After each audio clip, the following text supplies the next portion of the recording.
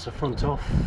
I found this part here next to the right indicator, so I'm hoping that'll just go straight in there. And then I'll get my Stanley knife and make it over there, and that should fit.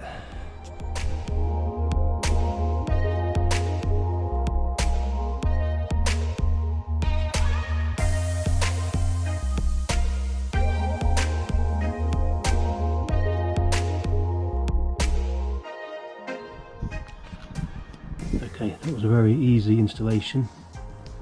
I say all you do was you plug it in. There's no need to cut any wires. The hole here was quite easy to cut through as well. So all you do is cut the hole, thread it through, plug it in, put the headlight back on, your 4 screws, and then away you go. Okay, thanks for watching.